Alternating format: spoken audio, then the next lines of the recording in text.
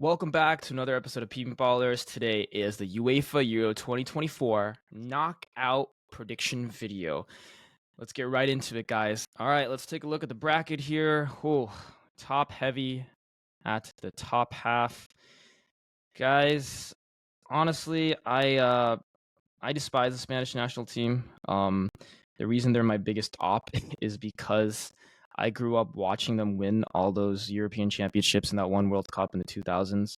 Tiki taka, death by 1,000 cuts, lull your opponent to sleep and then score a goal through an opening. A bit of a coward's way of playing, in my opinion, but you know what? I can't say too much shit because they won multiple trophies. It's just me being jealous because they were so good at what they did, and people weren't able to stop them for a very long time. Georgia, great story. Willy Sagnol, the former Bayern Munich right back and French national team player. One of my favorite coaches at this entire tournament. Got Georgia playing a brave style of football that's amazing for a country of their size. But got to respect the Spanish and their pedigree. Georgia's run ends here. I got España making it to the quarterfinals. And then we got Deutschland and Denmark. If you're a fan of the channel, you know that I'm a big simp for the German national team. Ever since the 2002 World Cup, I've been enamored with their team, thanks to Oliver Kahn, likes of Philipp Lahm, Bastian Schweinsteiger, your list goes on and on.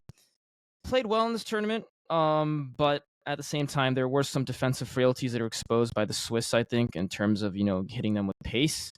But the attacking talent of Jamal Musiala, Toni Kroos has been very good.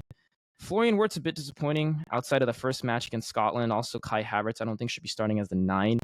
Nevertheless, Germany have been one of the highest scoring teams in this tournament. I think the highest scoring, maybe. In any case, they'll play the Danes, who have been really disappointing. Actually, a team I do have a soft spot for, but they've looked really bad going forward. Rasmus Højlund, I think, is not the answer at striker. Seems like the Danes can only really score outside of the box. I think the Danes will try to park the bus against the Germans and hit them on the counter. They might even get a goal. I know that Antonio Rudiger is probably out with a thigh injury. Jonathan Tah is out with a yellow card suspension, and Nico Schlotterbeck and Waldemar Anton will come into the starting lineup. Still won't be good enough for the Danes. I got Germany winning thanks to the brilliance of Jamal Musiala and Toni Kroos. Germany to go through. And then you got Portugal and Slovenia. I want to respect the Slovenians, but I don't want to spend too much time on this matchup. Despite the problems Portugal have with Roberto Martinez and Ronaldo, they will be good enough and score enough to beat the Slovenian team. Jan Oblak's going to be busy, and one or two is going to get past him. France and Belgium, it's going to be a rivalry game, guys. Pretty much cousins playing one against one another.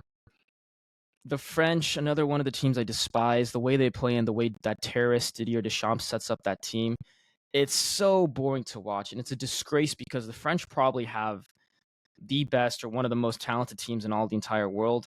But again, the Belgians, man, have been really bad this tournament outside of that second game against Romania. The golden generation is clearly over. Lukaku is ass as usual. And yeah, the French should terrorize their way to a 1-0 victory over the Belgians. France to advance. And then you got the boring half of the bracket. I'm just kidding. But some weaker teams here. Romania, I think, have been a pleasant surprise. I like their midfield. But the Netherlands, again, have not been convincing with Ronald Koeman, who I don't really rate as a manager. I think they've been very frail at the back. But they have been scoring goals. And I think the key to that is Wout Weghorst coming on in the second half and kind of being a distraction in the middle of the box. Probably what's going to happen this time, I got Weghorst coming in on the second half and scoring a goal. I got the Dutch barely squeaking by the Romanians. This game's going to be great. Austria versus Turkey. Love what Austria is doing under Ralf Rangnick. They've always had solid players, but they've never really played as a cohesive unit. Ragnick has come and drilled them and changed that. And Turkey, one of the more exciting teams to watch in the tournament. They love to get forward. Pretty frail at the back. There's going to be a ton of Austrian and Turkish fans, but I believe in Ralf Ragnick's system and the players that he's chosen, and I think Austria will get this done. Although it could be close. Might go to penalties. We'll see. England and Slovakia. Oh, boy, do I have a lot of things I want to say about Gareth Southgate. This fool should be working at a McDonald's. Should not be anywhere near the FA. Just the worst team to watch in the tournament by far. And it's a total disgrace because England, I think, actually have the best attacking players in terms of depth from top to bottom. Their games have been horrible to watch. He's playing guys out of position, playing Foden on the left side, playing Trent in the middle of the park.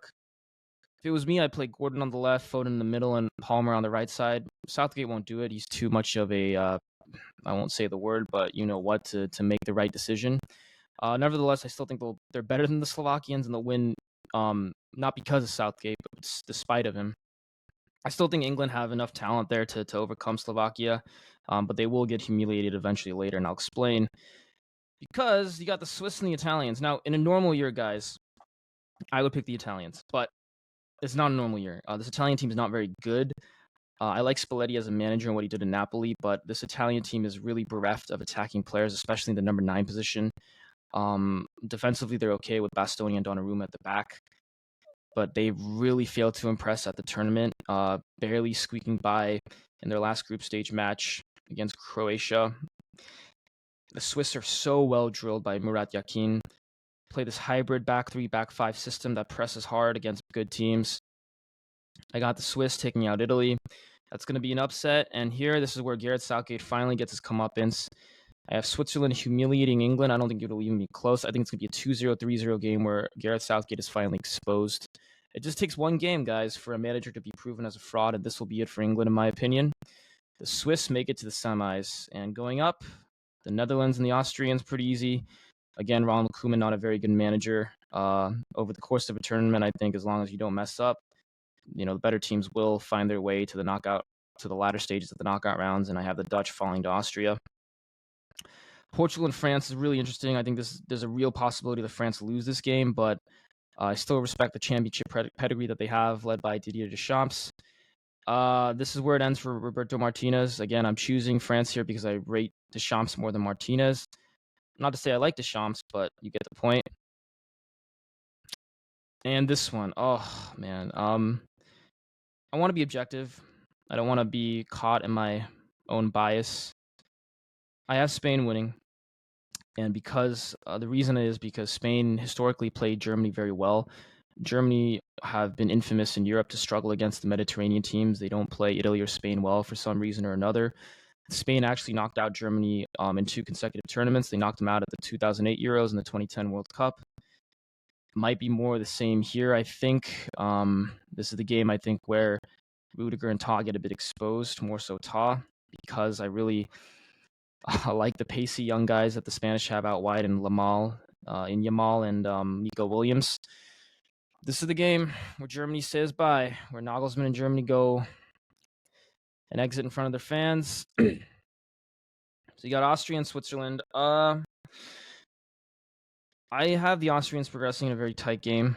I think this one could go either way, but I still like the attacking players that they have. I prefer the strikers in Austria's team as opposed to the Swiss. I find Embolo and some of his other colleagues in the Swiss team to be a bit wasteful. I think Arnautovic really does show up for Austria and is a very serviceable player that you can depend on. I think that might make the difference in that match. And then the big one, Spain and France. I had France winning it, honestly, before the tournament, but to see them play this defensive style is so disappointing. And Kylian Mbappe doesn't even look that good, in my opinion. I think he scored his first ever European Championship goal off a penalty against Poland. Spain ride this wave of momentum, in my opinion, to the final. Upamecano probably does something stupid, gives up a penalty. Spain and Austria, not a final that anyone, I think, would have predicted before the tournament. And this is where you respect the pedigree, I think, and just the overall way of they've been playing. I have the Spain winning their first trophy since 2012 and taking it in Berlin. Would rather them not win because I don't like the Spanish team, but again, you respect talented teams and talented managers as well. So there you have it. Those are my knockout round predictions. Please leave a like, hit subscribe. Let me know what you think. Are my predictions crazy? Am I totally off base, or do you agree with them? How do you think it's going to go down? Really curious to hear what you guys think, so definitely leave a comment. Thanks for watching, guys. I'll see you in the next one.